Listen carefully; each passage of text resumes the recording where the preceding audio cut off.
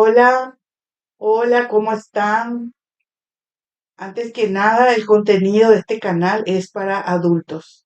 Contiene material sensible y delicado. Dicho lo cual, gracias, muchas gracias por su atención. En el capítulo 6 del podcast Entre líneas, fe, amor y trata de personas, titulado 1997, el año que lo cambió todo. Carola nos cuenta que en 1997, aproximadamente en mayo, las mexicanas integrantes del grupo coercitivo fueron enviadas a la casa de sus padres a mentirles. El monstruo se fue a Chile con Boquitas, Melina, Edith y Tamara y probablemente otras integrantes. Liliana partió a la Argentina. Luego, el clan TAP, Trevi, Andrade, Portillo, se establecería en España desde aproximadamente mayo de 1997 a abril de 1998. En el podcast de Carola, desde el minuto 47 a la 1:05 aproximadamente, se relata, Carola y Raquel relatan que Karina estaba embarazadísima. Probablemente Karina se embarazó en marzo de 1997. Carola viajó con su hermana Katia a Madrid, donde se encontraban ya la marca y el monstruo. Cuando llegaron, el resto de las chicas se instaló en una localidad llamada San Agustín de Guadalix. Carola, con 14 años, también estaba embarazada.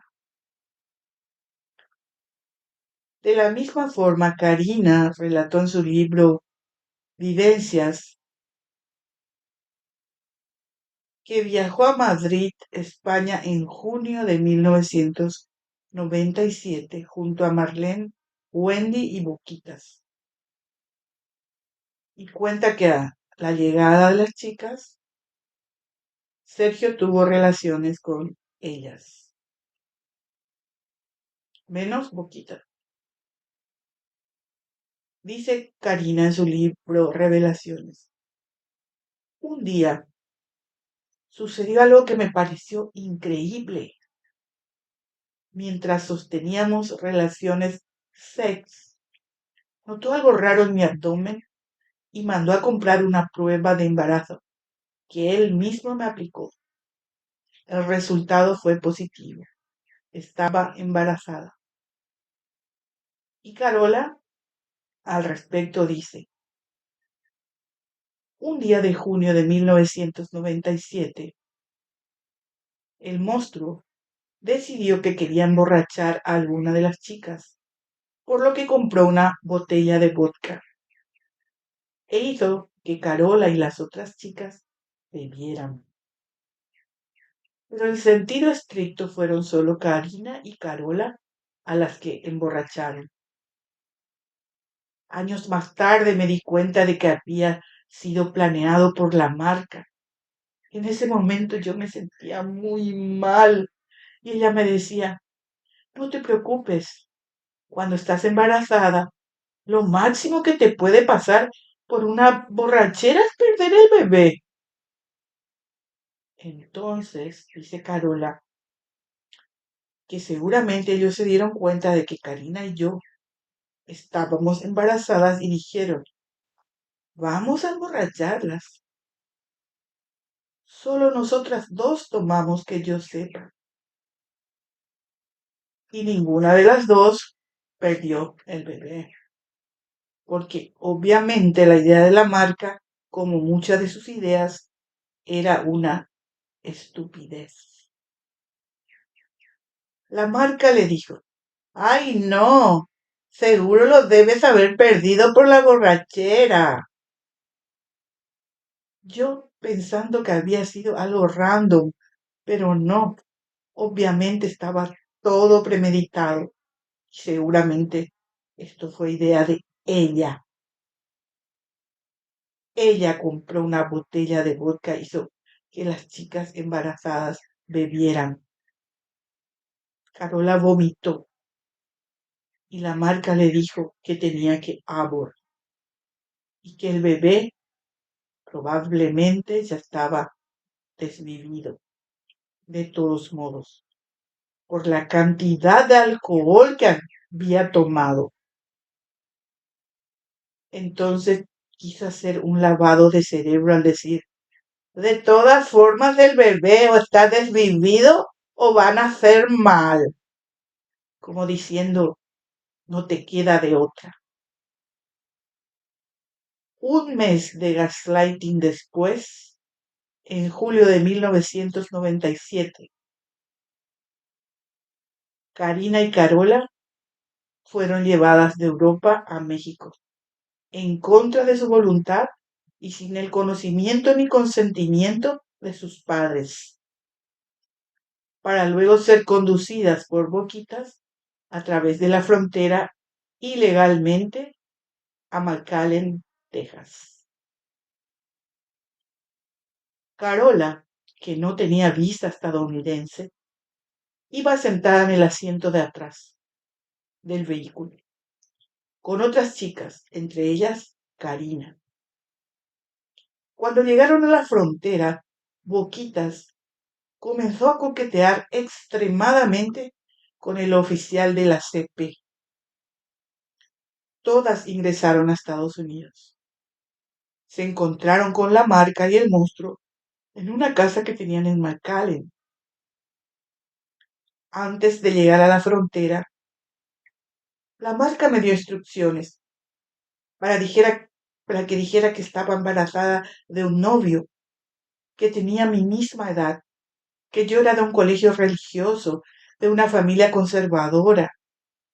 Debíamos decir que no nos quedaba otra más que ir ahí, y que de verdad, si no nos dejaban ir a la clínica, iba a ser gravísimo. Entonces nos adoctrinaron, nos dijeron exactamente el guión. Y no nos tenía que salir mal. Así tuviéramos que llorar, suplicar, fingir que te desvivías, amenazar con que te vas a desvivir. Esa era la instrucción. Y para Boquitas era coquetear. Entonces así se hizo y finalmente pasamos sin visa. Es decir, el plan A era que Boquitas sedujera y el plan B era que las niñas lloren y supliquen y amenacen. Pero evidentemente solo usaron el plan A y también les instruyeron de que no miraran hacia atrás, porque probablemente en otro vehículo atrás venía el resto del Grand Tap. Entonces, si miraban hacia atrás, la policía iba a preguntar, ¿y que alguien le sigue? ¿Vienen con alguien? Entonces, para ellos no tener responsabilidad de nada, les prohibieron que miren hacia atrás. Ya en McAllen recibimos otras instrucciones sobre qué decir palabra por palabra a la gente de la clínica. A la mañana siguiente viajaron a Houston.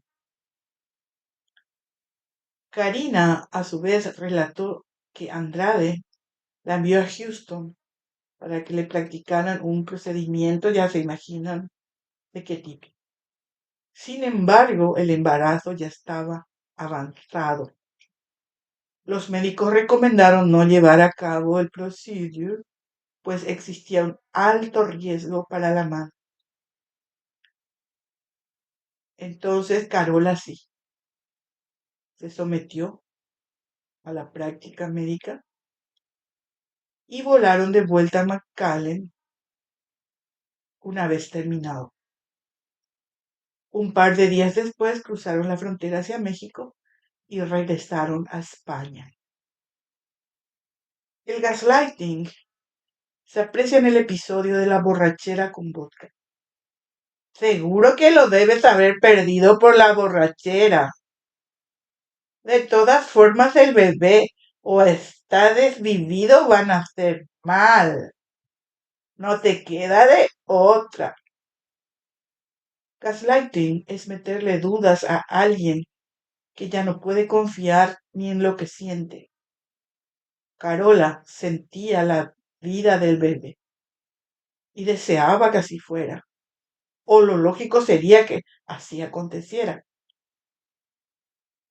Pero tras un mes de sostenido gaslighting, resignada, volaron a México y sucedió lo que sucedió, ¿verdad?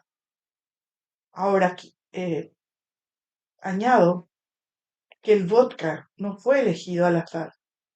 Es una de las bebidas con más graduación alcohólica del mundo.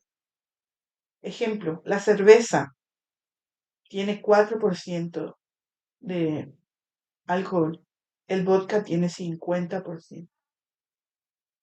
Y dárselo a niñas de 13, 14 años, desnutridas, mal dormidas, con bombardeo de hormonas por el embarazo, imagínense. Bueno, ellas dicen que fue en julio del 97. Y en una nota aparte les cuento que Sergio Andrade se casó clandestinamente con Sonia el 19 de agosto de 1997.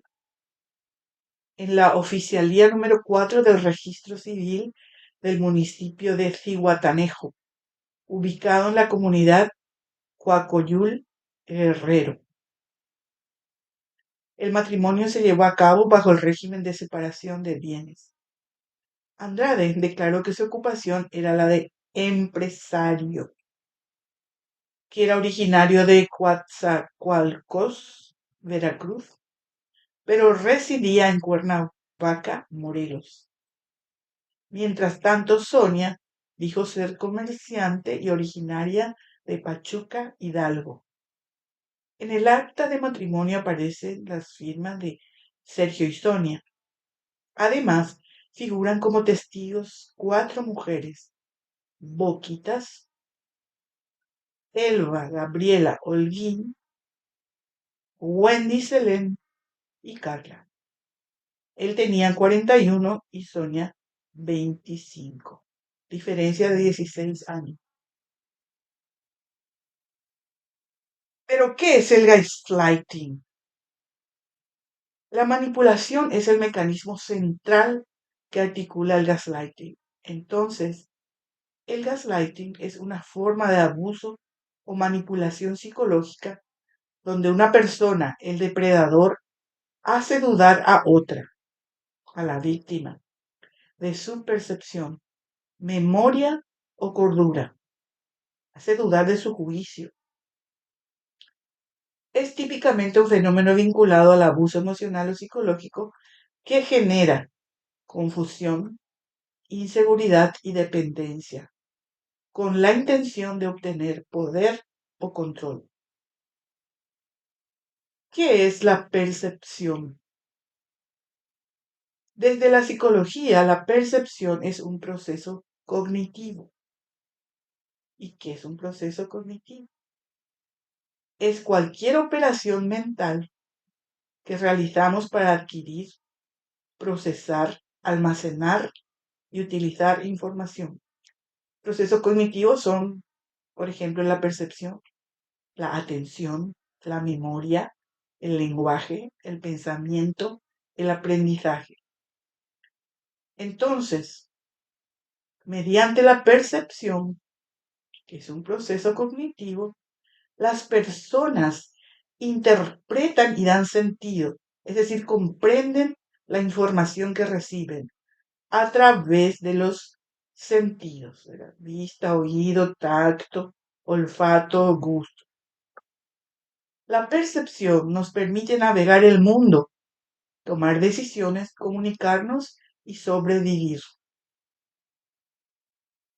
Pero la percepción no es una simple recepción pasiva de estímulos. Percibir significa ya estar dentro de una familia, una comunidad, una sociedad. Es habitar, vivir una red de comprensión donde los objetos, las personas y los eventos no se presentan como datos aislados. Nadie camina solo, nadie nace solo. Somos hilos, estambres de una trama, de un tejido mayor, donde cada vida y cada suceso encuentra su lugar en el tapiz del mundo. Esta comprensión del mundo es fundamental para la existencia misma del ser humano. Sin embargo, ¿qué ocurre cuando esta relación entre percepción y comprensión se ve sistemáticamente manipulada? ¿Qué pasa cuando alguien siembra la duda en la percepción más elemental del otro? En nuestro ejemplo, el bebé engendrado. Carola sabía lo que pasaba en su cuerpo. En cambio, los depredadores le decían que eso ya fue, que no, que probablemente no, que le montaron todo un escenario de emborrachamiento para hacerle dudar que lo que ella tenía dentro de lo que ella sentía en realidad no existía o estaba mal y tenía que ser expulsado. Esta es la dinámica del gaslighting, una forma de violencia psicológica que busca desestabilizar la experiencia de realidad de la víctima, llevándola a dudar de su juicio, de su memoria e incluso de su cordura. El gaslighting es una forma de abuso emocional que opera en las profundidades del ser humano. A diferencia de otras violencias más evidentes, esta se infiltra lentamente en la percepción de la víctima, hasta hacerle dudar de su propia experiencia. No se trata solo de manipular hechos, sino de alterar la estructura misma de la realidad vivida. Para eso montaron el teatro del emborrachamiento. El gaslighting, visto así, no es solo un abuso psicológico, sino una forma de violencia real que desmantela el mundo práctico de la víctima, desarraigándola de su vida cotidiana. El ser humano no llega al mundo como quien abre una puerta desconocida. Ya está, desde siempre envuelto en el murmullo de una familia, de una comunidad que lo nombra, que le da cobijo, sentido y forma. Habita un mundo que no es extraño. Las cosas no se presentan solas ni mudas. Cada objeto lleva consigo una historia, una función, una pertenencia. No hay cosas sueltas, hay vínculos. Y es en ese entrelazado cotidiano, humilde, profundo, donde la vida se vuelve habitable.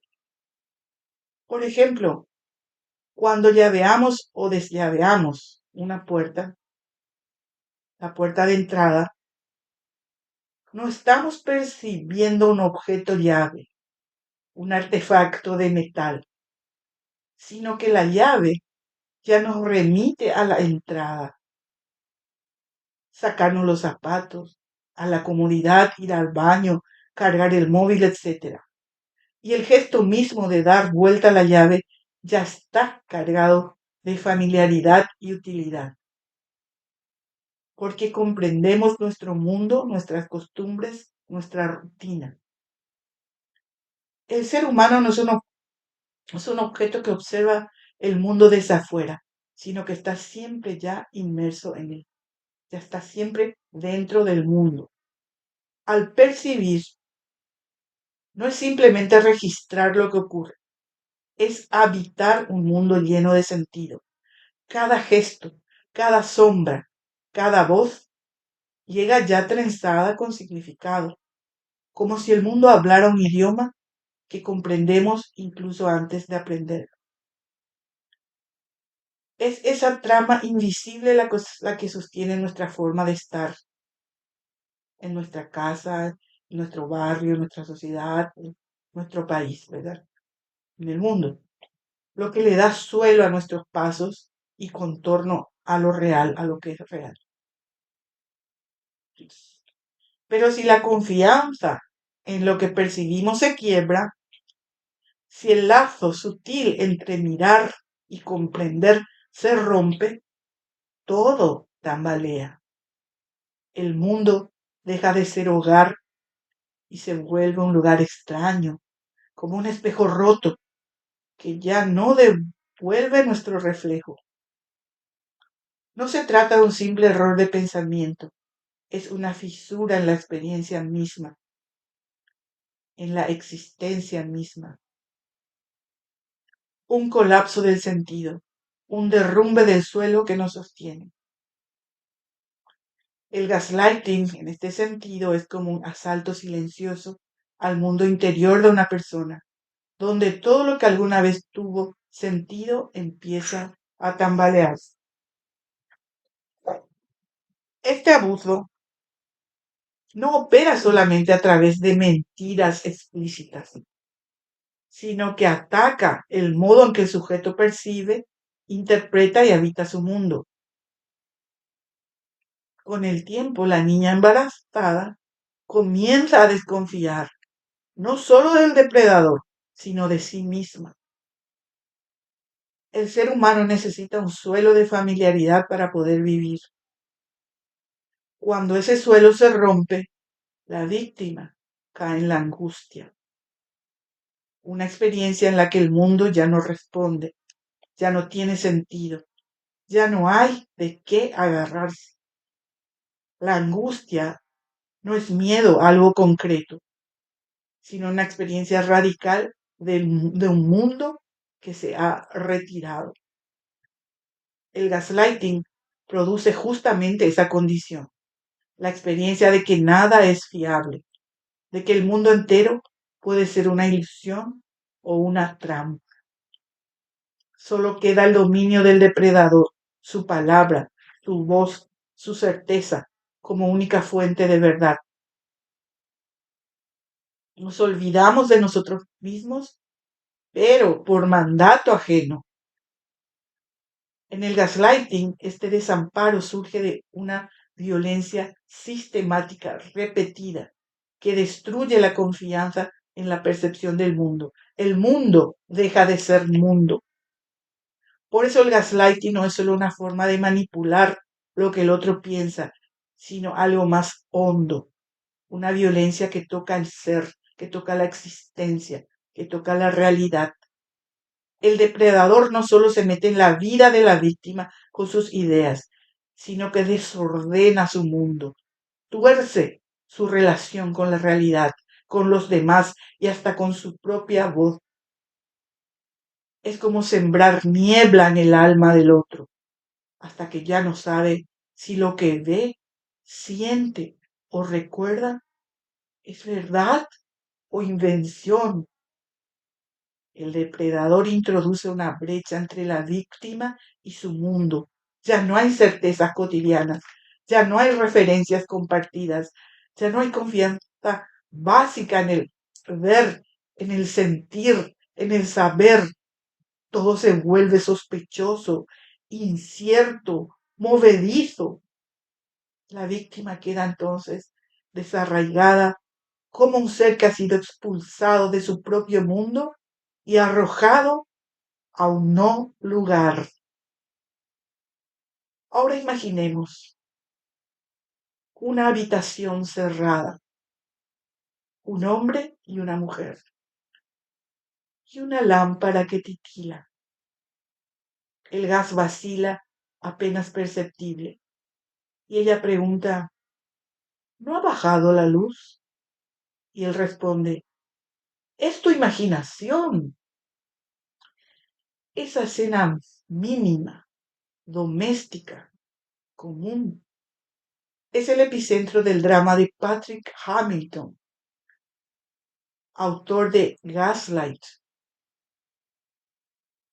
que es una obra de teatro escrita en 1938 y que dio nombre a esta forma de violencia que es más perversa que un golpe, aquella que ataca la percepción. Una violencia que no toca el cuerpo, pero desarma el mundo.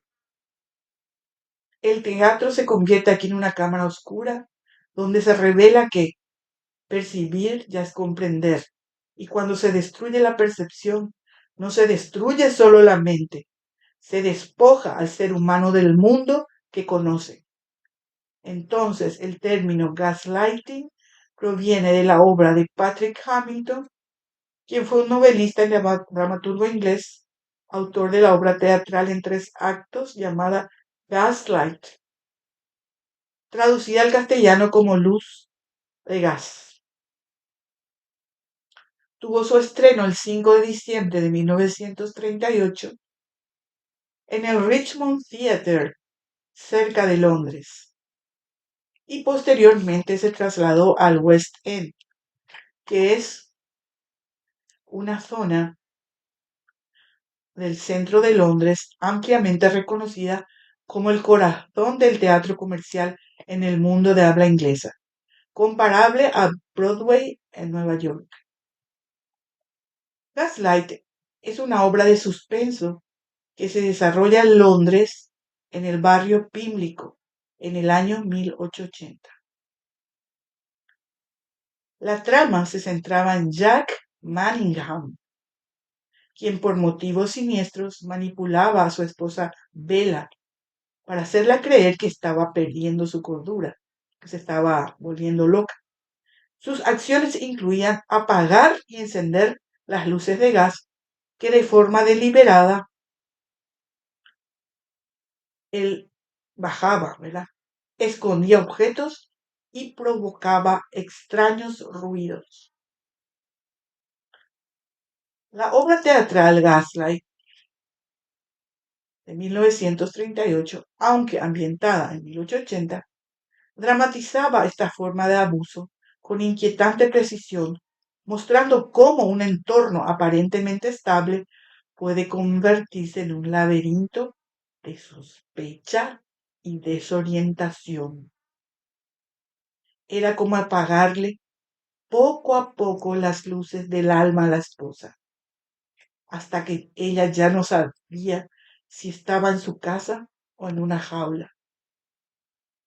Como dijimos, dio origen al término gaslighting. La obra se llama Gaslight y gaslighting, su gerundio infinitivo, proviene de esta obra teatral y este gaslighting se usó ya como sinónimo de abuso emocional o psicológico. Como dijimos, se estrenó el 5 de diciembre de 1938 y 9 meses después estallaría la Segunda Guerra Mundial, o sea, el 1 de septiembre de 1939. La obra fue adaptada al cine. La versión británica fue de 1940 y es una adaptación fiel al original teatral. Y la versión estadounidense de 1944, con producción de Metro Goldwyn Mayer, dirigida por George Cukor, fue interpretada por Ingrid Bergman, quien ganó el Oscar a Mejor Actriz, y Charles Boyer, con el debut de Angela Lansbury. Aquí Bella pasó a llamarse Paula. En la versión cinematográfica, Bella pasó a llamarse Paula. En Broadway, se llevó la obra teatral a Broadway y ahí fue rebautizada como Angel Street. Fue uno de los musicales sin canto con más larga duración, con más de 1200 presentaciones. En crítica fue elogiada por su intensidad dramática y construcción de la atmósfera. The Guardian, el periódico, destacó su poder al retratar relaciones abusivas y el origen del término gaslighting. Se considera una pieza clave en la narrativa teatral del instinto depredador en el entorno doméstico. Ambientada en la época victoriana, Jack Manningham Manipula a Paula, su esposa, para que crea que está perdiendo la razón, atenuando las luces de gas y luego negando que haya cambiado algo. Hablemos del título de la obra, Luz de gas. La palabra gas fue creada en el siglo XVII, aproximadamente en 1630, por el químico, médico y alquimista Jean-Baptiste van Helmont, nacido en Bélgica.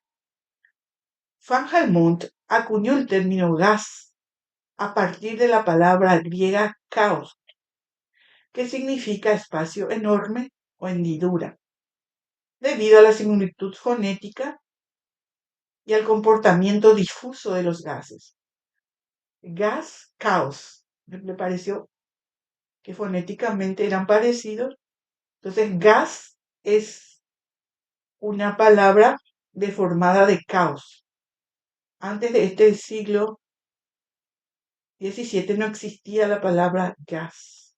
Es un neologismo, una palabra nueva. Caos también es el estado primigenio del universo, una especie de abismo vacío sin forma, del cual surgen los elementos y los dioses. Eso creían los griegos. A eso le llamaban caos los griegos. En castellano, caos se refiere a un estado de desorden o confusión total. La palabra luz, porque gaslighting quiere decir luz de gas. Ya vimos cómo surge la palabra gas.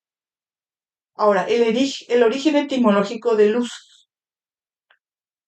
Luz proviene del leuk, que es una raíz del protoindoeuropeo, la lengua central común de muchas lenguas europeas y algunas asiáticas.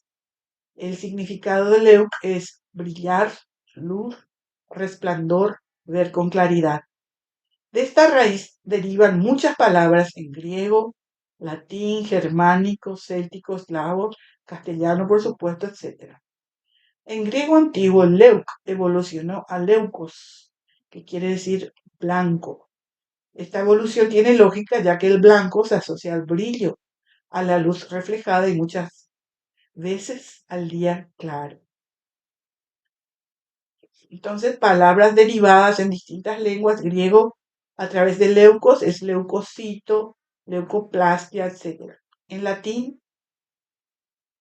el latín tiene lux, lucis, que también deriva de leuc. Palabras derivadas son luz, lucir, lúcido, iluminar, etc. En inglés, light quiere decir luz, lightning quiere decir relámpago, lucid quiere decir lúcido, illuminate, iluminado, y light también quiere decir liviano. En alemán, Licht. Todos esos provienen del leuk. Ahora, ¿por qué el autor Hamilton sitúa la obra en 1880? No es casual que este drama se sitúe en la era victoriana, uno de los momentos más contradictorios de la historia moderna. Un tiempo de rigidez moral, represión sexual y control doméstico, pero también profundos temblores sociales. La mujer era vista como el ángel del hogar, pero ese hogar era muchas veces una cárcel simbólica, un espacio en que se le exigía obedecer sin comprender, amar sin desear, cuidar sin ser cuidada. Al mismo tiempo, Inglaterra extendía su dominio sobre los continentes enteros. La industrialización convertía al imperio en máquina de producción, conquista y control. En casa, la moralidad puritana imponía silencios y en el exterior el colonialismo desataba violencia, justificadas por discursos civilizatorios. Ambas formas de dominio, doméstica e imperial, nacían de la misma necesidad de orden, control y represión del otro. Y sin embargo, en las márgenes de ese tiempo férreo comenzaban a gestarse las grietas. La primera ola feminista no nació en el estruendo de la calle, sino en las bibliotecas, en los pequeños salones, en las cartas escritas por mujeres que empezaban a reclamar que su percepción del mundo también contaba, que su palabra tenía derecho a existir sin autorización masculina. Era un temblor, como la luz de gas. En la obra ambientada en el Londres de 1880, la violencia no se manifestaba en gritos ni golpes, sino en insinuaciones, negaciones sutiles, gestos de autoridad masculina, que buscaban corroer la confianza de la mujer en sus cinco sentidos, en su memoria, en su juicio.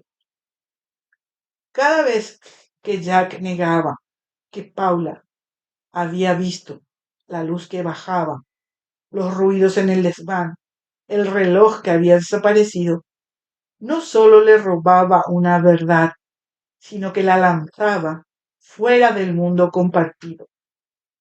El gaslighting entonces no es solo una mentira, es una aniquilación del ser humano.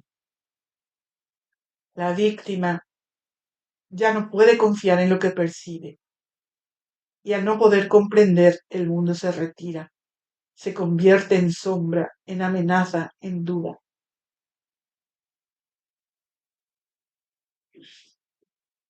Entonces la obra está ambientada en la época victoriana con un propósito claro: explorar cómo las estructuras sociales rígidas, las expectativas de género y la visión del mundo de esa época hacían posible e incluso normalizaban este tipo de manipulación. Porque si alguien logra hacerte dudar de lo que percibes, también daña tu capacidad de comprender y en última instancia tu propia autonomía. En la obra Gaslight, el esposo de Paula manipulaba los objetos de la casa, las luces, los cuadros, los ruidos, y negaba su percepción de los cambios, llevándola a dudar de su mente. No se trataba solo de lo que Paula veía u oía, era su mundo entero el que temblaba, su ser el que se fragmentaba. Si cada percepción suya era puesta en tela de juicio, entonces la realidad, esa frágil telaraña que la sostenía, se descomponía y con ella el eco de quien ella creía ser. La elección del contexto victoriano refuerza esta dinámica. La sociedad de 1880 estaba fuertemente marcada por el patriarcado, el control social sobre la mujer y una visión jerárquica de la verdad, donde la voz del hombre tenía más peso que la experiencia subjetiva de la mujer. En ese mundo era creíble y legalmente permitido que un hombre pudiera declarar loca a su esposa y tomar decisiones en su nombre. El gaslighting no sería igual de verosímil o efectivo en una sociedad donde las mujeres pudieran hacer valer su experiencia, sin que se pusiera en duda su estabilidad emocional o mental. Por tanto, Gaslight no es una obra de suspenso psicológico, sino también una crítica profunda a las estructuras sociales que permitían que el ser de una persona, su capacidad de percibir, comprender y actuar en el mundo, sea corroído sistemáticamente por un depredador. Al negar lo que Paula percibía, su esposo no solo la engañaba, la destruía como sujeto. Todo comenzó con un detalle casi imperceptible: la luz de una lámpara de gas que disminuye. En el escenario doméstico de Gaslight, la obra teatral, este pequeño oscurecimiento es el umbral de una forma insidiosa de violencia. El esposo manipula la percepción de su mujer hasta hacerla dudar de su propia mente. No le arrebata la libertad con cadenas ni con gritos. Le roba el mundo. Le hace creer que lo que ve no es real. Como a Carola le decían que lo que tenía adentro ya no estaba. La víctima dejaba de habitar una realidad compartida. Lo visible se volvía sospechoso. Lo evidente, una trampa. La luz, una traición. La época victoriana abarcó gran parte del siglo XIX, entre 1837 a 1901. Es el periodo que corresponde al reinado de la reina Victoria del Reino Unido, quien subió al trono en 1837 y falleció en 1901. No abarcó 2 siglos completos, pero sí se mantuvo completamente dentro del siglo XIX, aunque su influencia cultural y social se proyectó incluso más allá de su fin. En la misma época, Inglaterra estaba en plena revolución industrial, que comenzó en el siglo XVIII, específicamente en la década de 1760. La primera fase fue de 1760 a 1840 y la segunda fase de la revolución industrial fue desde 1850, con avances en electricidad, transporte y acero. Electricidad para la luz, ¿verdad? O sea, en 1880 ya había esa forma de iluminar las casas por dentro. ¿Qué pasó durante la revolución industrial? Las mujeres entraron en masa al mercado laboral, especialmente en fábricas textiles. Trabajaban largas jornadas de más de 12 horas. Esto visibilizó la explotación femenina, tanto como trabajadoras como en sus roles tradicionales en el hogar. O sea que ella tuvo doble esclavitud, digamos, la mujer. Tenía que trabajar porque la época lo requería, por las fábricas que había, y su trabajo continuaba en el hogar. Esto llevó a una mayor conciencia de la desigualdad de género, tanto en el ámbito económico como político y social. El feminismo fue un movimiento social, político y filosófico que luchaba por la igualdad de derechos entre mujeres y hombres, especialmente en lo referente a la eliminación de la subordinación de mujeres en la sociedad. La primera ola del feminismo estaba inspirada en las ideas de libertad, igualdad y fraternidad proclamados por las revoluciones francesas y también la americana de 1776 y el liberalismo. En esa primera ola de feminismo, la inglesa Mary Wollstonecraft, con su obra Una reivindicación de los derechos de la mujer de 1792, fue una de las pioneras que reclamó educación y derechos políticos para las mujeres. La primera ola del feminismo reclamaba muy pocas cosas. O sea, hoy vemos como muy pocas cosas, pero en el momento que no tenés nada, esto era muchísimo. Reclamaban derecho al voto, al sufragismo, derecho a la educación y derecho a la propiedad privada. Eso era todo lo que se reclamaba. Pero no le daban. Entonces encontramos aquí una intersección de 4 conjuntos. Ustedes saben que por teoría de conjuntos, cuando varios conjuntos tienen elementos en común, hay una intersección. Y aquí la intersección encontramos en el feminismo, en la era victoriana, en la era industrial y en la obra de teatro Gaslight. Porque todas se originaron en Inglaterra, todas se refieren, o sea, hay ya un protagonismo de la mujer, hay elementos en común. La Inglaterra de 1880 era una maquinaria que brillaba con falsa piedad. La reina Victoria, ícono del orden, reinaba sobre una sociedad obsesionada con la virtud femenina, la moral familiar y la apariencia inquebrantable del hogar. Pero bajo los corsés y las tazas de té hervía la represión. En el contexto de la época, el hogar no era solo un refugio, sino una estructura de vigilancia moral. La mujer debía obedecer, servir y callar. La intimidad estaba arreglada y la virtud fiscalizada. En la obra de Hamilton, este universo moralista es el escenario perfecto para el gaslighting. El marido no necesitaba encerrar a su esposa.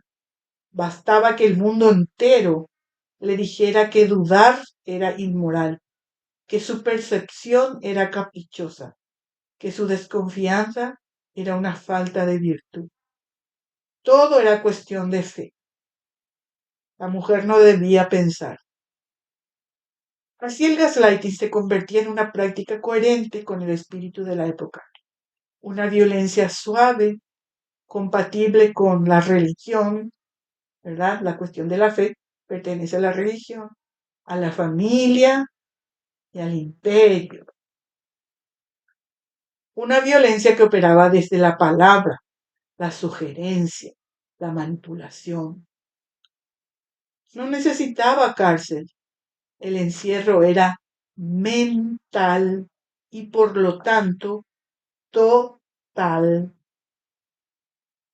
Pero incluso en esa Inglaterra apretada y moralista surgieron, por ejemplo, Marx con su obra El Capital de 1867, Freud con la interpretación de los sueños en el 1900, y ambos fueron, podríamos decir, figuras que desafiaron o transformaron los valores victorianos. Y las mujeres comenzaron a mirar distinto. La primera feminista no fue una explosión, sino un temblor. En 1893, Nueva Zelanda, que era una colonia autogobernada del Imperio Británico, no completamente independiente, fue la primera en el mundo en otorgar el voto a las mujeres en elecciones nacionales. Primer gran logro.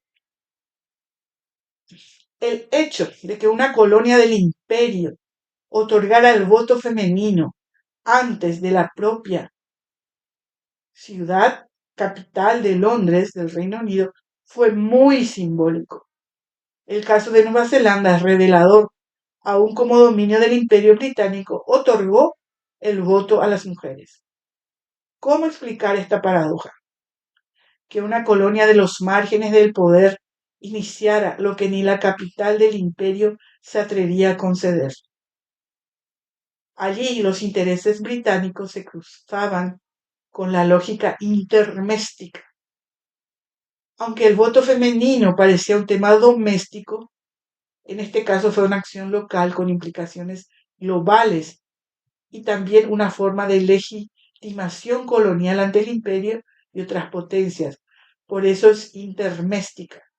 Es decir, la necesidad de justificar su dominio externo con reformas internas en las colonias. La moral civilizatoria, entre comillas, que el imperio decía llevar al mundo debía empezar a aplicarse, al menos en parte, en sus propios territorios. El voto en Nueva Zelanda fue así una concesión calculada, un acto de legitimación global que abrió sin querer una grieta en el orden imperial. El imperio era una forma ampliada de gaslighting, una estructura que decía traer civilización mientras saqueaba, que hablaba de libertad mientras esclavizaba. Se convencía a los pueblos colonizados de que sin la metrópoli no podrían ver, ni pensar, ni gobernarse. El mismo patrón se repetía en el hogar, en el parlamento, en las colonias. Negar la percepción del otro como acto de dominio. Deslegitimar su experiencia, su deseo y su memoria.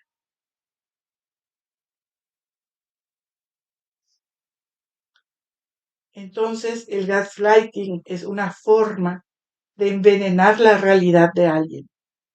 de romperle el mapa con el que entiende el mundo. No se trata simplemente de crear confusión, se trata de colocar a la víctima sobre el abismo de la angustia. El ataque va más allá de las palabras, alcanza el núcleo mismo del cimiento donde uno está de pie, la base, el suelo íntimo donde la personalidad descansa. La víctima deja de pensar desde sí misma, piensa desde lo que el otro, el depredador, le ha dicho. Pierde su posibilidad de proyectarse, de anticiparse, de interpretar, de tener futuro. La víctima queda reducida a un reflejo, a una sombra en el relato del agresor. Así gaslighting puede entenderse como una forma de dominio existencial. No se trata solo de poder psicológico, sino de una relación que transforma a la víctima en una conciencia dependiente, alienada, colonizada. Ya no se es un ser que comprende el mundo, sino un ser comprendido por otro, por el depredador. El futuro se ha expropiado. Frente a ese despojo invisible, la recuperación no es inmediata ni sencilla. No basta con alejarse o comprender. No basta con salir de la relación o entender lo que pasó. La víctima debe reconstruir el mundo desde sus ruinas. Esto implica restablecer los vínculos rotos con los objetos, los espacios, los gestos, las personas significativas y sobre todo con la propia capacidad de percibir, de interpretar, de decir, esto es real, es decir, con firmeza temblorosa, esto es real lo que me hicieron. Y esto no es metáfora ni sentido figurado, es labor concreta, es reaprender los gestos, reencarnar los objetos, volver a habitar los espacios, reconstruir la mirada, la escucha, la voz interior, los sentidos, los sentimientos. Estas palabras comparten la misma raíz del verbo latino sentire, que significa percibir por los sentidos, pero también significa pensar, juzgar, experimentar emocionalmente. El verbo sentire se remonta al protoindoeuropeo sent, que significa originalmente ir por un camino, buscar una dirección, seguir un camino. De ahí evolucionó la idea de percibir un camino u orientarse, que luego dio lugar a significados más abstractos como percibir o sentir. Resistir el gaslighting es mucho más que escapar, es reapropiarse del derecho de nombrar, de hablar, de contar su historia. Resistir al gaslighting es también volver a confiar en nuestra voz interior que fue acallada. Es el renacer, dar testimonio, escribir, conversar, ir a terapia. Se convierten en hogares transitorios donde otros seres sostienen el mundo por un momento, mientras la víctima que fue quebrada recompone su capacidad de sentir, devolviéndole el suelo bajo sus pies. Por eso resistir el gaslighting es reaprender la confianza. Porque el gaslighting no es inefable, no es perfecto, no es realizado por seres perfectos. Cuando la víctima, la mujer, la niña, duda de la mentira que se le dijo, cuando se atreve a nombrar su sospecha, cuando busca otros ojos que confirmen lo que ha visto, entonces el mundo comienza a regresar. La percepción se reconstituye. Comprender vuelve a ser posible. En el gaslighting hay algo que no puede dominarse del todo, de que la luz, nuestra luz interior, aunque vacile, sigue encendida.